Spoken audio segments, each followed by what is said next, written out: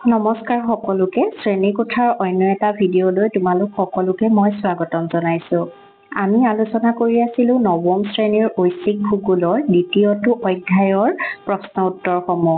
আমি আগৰ ভিডিঅ'টোত দ্বিতীয় অধ্যায়ৰ 7 নম্বৰ প্ৰশ্নলৈকে আমি আলোচনা কৰিছোঁ। গতিকে আজি আমি আলোচনা কৰিম 8 নম্বৰ প্ৰশ্নৰ পৰা। গতিকে পলম নকৰি আহাচোন আজিৰ এই ভিডিঅ'টো আমি আৰম্ভ কৰোঁ। 8 নম্বৰ প্ৰশ্নটো হৈছে পৃথিৱীৰ কোন কোন অঞ্চলত প্ৰথমতে মানুহৰ সৃষ্টি হোৱা বুলি ধৰা হয়। চিত্ৰসহ প্ৰধান মানৱ গোষ্ঠীসমূহৰ বিস্তাৰ আৰু বিতৰণ সম্পৰ্কে চমুকৈ লিখা। তোমালোকে আগতেও পাই আহিছা যে প্ৰথমতে আফ্ৰিকাৰ মধ্য অংশত মানুহৰ সৃষ্টি হোৱা বুলি ধৰা হয়। হিম যুগৰ অন্তত যেতিয়া জলবায়ুৰ অৱস্থা সুচল হ'বলৈ ধৰে তেতিয়াৰে পৰাই মানৱ সৃষ্টিৰ কেন্দ্ৰস্বৰূপ আফ্ৰিকাৰ মধ্যভাগৰ পৰা মানুহৰ সংমিশ্ৰণ আৰু বিস্তাৰ আৰম্ভ হৈছিল। চাইবেৰিয়া আৰু আলাস্কাৰ মাজত সৃষ্টি হোৱা বৰফবৃত বেৰিং প্ৰণালীয়েদি মানুহৰ প্ৰব্ৰজন ঘটিছিল। মংগোলীয় মূলৰ মানুহৰ মধ্য এছিয়াৰ পৰা পূবৰ ফালে প্ৰব্ৰজন হৈ উত্তৰ মধ্য আৰু দক্ষিণ আমেৰিকাৰ বিস্তাৰিত হৈছিল। আনহাতে দক্ষিণ পশ্চিম এছিয়াৰ পৰা ককেশীয় মূলৰ মানুহ উত্তৰ আৰু পশ্চিম ইউৰোপ আৰু উত্তৰ আৰু পূব আফ্ৰিকালৈ বিস্তাৰিত হৈছিল। মধ্য আফ্ৰিকাৰ পৰা দক্ষিণ আৰু পূব আফ্ৰিকা আৰু দক্ষিণ এছিয়াৰ কিছু অংশলৈ প্ৰব্ৰজন হৈছিল। গতিকে প্ৰশ্নটোতে তোমালোকৰ আছে যে তোমালোকে চিত্ৰসহ বুজাব লাগিব। গতিকে ইয়াৰ উত্তৰটো লিখাৰ লগতে তোমালোকে এখন পৃথিৱীৰ মেপত কেনেকৈ আফ্ৰিকাৰ মধ্যভাগৰ পৰা পৃথিৱীৰ বিভিন্ন অংশলৈ মানুহবোৰ বিস্তাৰিত হৈছিল তাৰ চিত্ৰখন তোমালোকে আঁকিব লাগিব। তোমালোকে এই প্ৰশ্নৰ উত্তৰৰ লগতে লিখাৰ লগতে এই মেপখনো আঁকিব লাগিব। এই মেপখনত তোমালোকে দেখিছা যে আফ্ৰিকাৰ মাজভাগৰ পৰা কেনেকৈ প্ৰব্ৰজন হৈছে।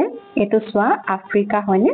এইখন আফ্ৰিকাৰ পৰা কেনেকৈ মানুহৰ এইফালে ইউৰোপলৈ গ'ল, তাৰপিছত এছিয়ালৈ আহিছে, এছিয়াৰ পৰা আকৌ ওচেনিয়াৰ ফালে আহিছে হয়নে? এছিয়াৰ পৰা এইফালেদি আকৌ এইফালে আহি উত্তৰ আমেৰিকা আৰু উত্তৰ আমেৰিকাইদি আহি দক্ষিণ আমেৰিকা, এনেকৈ পৃথিৱীৰ চাৰিওফালে মানুহৰ প্ৰব্ৰজন হৈছিল। গতিকে এই গোটেইখিনি তোমালোকে আঁকিব লাগিব আৰু এই মেপখন আঁকিলেহে তোমালোকে সম্পূৰ্ণ নম্বৰ পাবলৈ সক্ষম হ'বা। গতিকে এই মেপখন তোমালোকে মনত ৰাখিবা। ইয়াৰ পিছৰ প্ৰশ্নটো আহিছে যে পৃথিৱীৰ প্ৰধান ধৰ্মবোৰ কি কি? এই ধৰ্মসমূহৰ জনসংখ্যাকে ধৰি বিতৰণ আৰু মূল বৈশিষ্ট্য সম্পৰ্কে চমুকৈ লিখা। জনসংখ্যা হিচাপে খ্ৰীষ্টিয়ান, মুছলমান বা ইছলাম, হিন্দু আৰু বৌদ্ধ ধৰ্মকে পৃথিৱীৰ প্ৰধান ধৰ্ম বুলিব পাৰি। ধৰ্মসমূহৰ বিতৰণ আৰু মূল বৈশিষ্ট্য। ধৰ্মসমূহৰ বিতৰণ আৰু মূল বৈশিষ্ট্যসমূহ হ'ল হিন্দু ধৰ্ম। হিন্দুৱে হ'ল পৃথিৱীৰ প্ৰাচীনতম ধৰ্ম। সিন্ধু নদীৰ পূবত অৱস্থিত বিশাল ভাৰতবৰ্ষই হ'ল হিন্দু ধৰ্মৰ জন্মভূমি। ইয়াত এটা প্ৰশ্ন আহিব পাৰে 1 নম্বৰ দি যে হিন্দু ধৰ্মৰ জন্মভূমি বুলি কোনটো অঞ্চলক জনা যায়? তেতিয়া তোমালোকে লিখিব লাগিব ভাৰতবৰ্ষ। হিন্দু ধৰ্মৰ মূল গ্ৰন্থখন হ'ল বেদ। হিন্দু ধৰ্ম বহু দেৱ-দেৱীৰ বিশ্বাসৰ ওপৰত প্ৰতিষ্ঠিত। এই ধৰ্মৰ লোক প্ৰধানতঃ ভাৰতবৰ্ষ, নেপাল আদিত বাস কৰে। বিশ্বৰ মুঠ জনসংখ্যাৰ 14% লোক হিন্দু ধৰ্মাৱলম্বী। গতিকে প্ৰত্যেকটো ধৰ্মৰ উৎপত্তিস্থল আৰু মূল গ্ৰন্থকেইখনৰ নাম তোমালোকে মনত ৰাখিবা। এইকেইটা 1 নম্বৰ দি পেলাই তোমালোকৰ পৰীক্ষাত প্ৰশ্ন আহিব পাৰে। তাৰপিছতে আহিলে খ্ৰীষ্টিয়ান ধৰ্ম।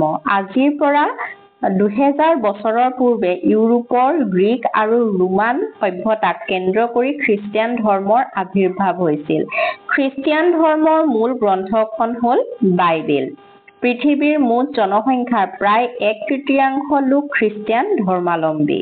খ্ৰীষ্টিয়ান ধৰ্মাৱলম্বী মানুহ পশ্চিমৰ, উত্তৰ আৰু দক্ষিণ আমেৰিকাৰ পৰা ইউৰোপ, এছিয়াৰ কিছু অংশ, আফ্ৰিকাৰ দক্ষিণ অংশ আৰু ওচেনিয়ালৈ বিস্তৃত। এই ধৰ্ম প্ৰধানকৈ দুটা ভাগ আছে, ৰোমান কেথলিক আৰু প্ৰটেষ্টাণ্ট। আহিলে ইছলাম ধৰ্ম। আজিৰ পৰা প্ৰায় 1400 বছৰৰ পূৰ্বে মধ্যপ্ৰাচ্যৰ মৰুভূমি অঞ্চলতে ইছলাম ধৰ্মৰ জন্ম হৈছিল। সৃষ্টিকৰ্তা হজৰত মহম্মদৰ নেতৃত্বত মিছনেৰী পদ্ধতিৰে মধ্যপ্ৰাচ্যৰ উপৰি আফ্ৰিকা, দক্ষিণ এছিয়া, দক্ষিণ-পূব এছিয়া আদি অঞ্চলত ইছলাম ধৰ্মৰ প্ৰসাৰ আৰু প্ৰচাৰ চলিছিল। চিয়া আৰু সুন্নী হ'ল ইছলাম ধৰ্মাৱলম্বী লোকৰ দুটা প্ৰধান ভাগ। এইটো আহিব পাৰে দেই, এইটো মনত ৰাখিবা যে ইছলাম ধৰ্মাৱলম্বী লোকসকলৰ দুটা ভাগ কি কি? তেতিয়া লিখিব লাগিব চিয়া আৰু সুন্নী। ইছলাম ধৰ্মৰ মূল গ্ৰন্থখন হ'ল কোৰাণ। বিশ্বৰ দ্বিতীয় বৃহত্তম ধৰ্ম হিচাপে বিশ্বৰ মুঠ জনসংখ্যাৰ প্ৰায় 21% লোক ইছলাম ধৰ্মাৱলম্বী। গতিকে এইটো এটা প্ৰশ্ন আহিব পাৰে যে পৃথিৱীৰ বৃহত্তম আৰু দ্বিতীয় বৃহত্তম ধৰ্ম কোনটো? বৃহত্তম বুলি ক'লে খ্ৰীষ্টিয়ান ধৰ্ম আহিব আৰু দ্বিতীয় বৃহত্তম বুলি ক'লে ইছলাম ধৰ্ম আহিব। তাৰ পাছত আহিলে বৌদ্ধ ধৰ্ম। পৰা 2500 বছৰৰ পূৰ্বে উত্তৰ ভাৰতৰ বোধগয়া অঞ্চলত গৌতম বুদ্ধৰ নেতৃত্বত হিন্দু ধৰ্মৰ কিছু সংস্কাৰ সাধন কৰি বৌদ্ধ ধৰ্মৰ জন্ম হৈছিল। অন্য ধৰ্মৰ দৰে বৌদ্ধ ধৰ্মৰো প্ৰধানকৈ দুটা ভাগ আছে, হীনায়ন আৰু মহায়ান। পৃথিৱীৰ মুঠ জনসংখ্যাৰ প্ৰায় 6% বৌদ্ধধৰ্মী। বৌদ্ধ ধৰ্মৰ মূল গ্ৰন্থখন হৈছে ত্ৰিপিটক। বৌদ্ধ ধৰ্মৰ দ্বাৰা আকৃষ্ট হৈ ভাৰতবৰ্ষৰ উপৰি ভূটান, চীনদেশ আদিত বৌদ্ধ ধৰ্মৰ প্ৰসাৰ ঘটে। এখন পৃথিৱীৰ মেপত ধৰ্মসমূহৰ কেনেকৈ ক'ত বিস্তাৰিত হৈ আছে, কেনেকৈ মানুহবোৰ আছে, সেই মেপখন তোমালোকে আঁকিব লাগিব। গতিকে এই প্ৰশ্নটো আহিলে নিশ্চয় 5 নম্বৰ বা 6 নম্বৰ দি আহিব। তাত তোমালোকে এখন মেপ আঁকিবই লাগিব। এই মেপখন তোমালোকে মনত ৰাখিবা আৰু পৰীক্ষাত লিখিবলৈ চেষ্টা কৰিবা। গতিকে আজিৰ এই ভিডিঅ'টো আমি ইমানতে সমাপ্ত কৰিছো। তোমালোকে যদি আমাৰ প্ৰশ্ন উত্তৰসমূহ ভাল পাইছা তেতিয়াহ'লে লাইক, কমেন্ট আৰু শ্বেয়াৰ কৰিবলৈ নাপাহৰিবা।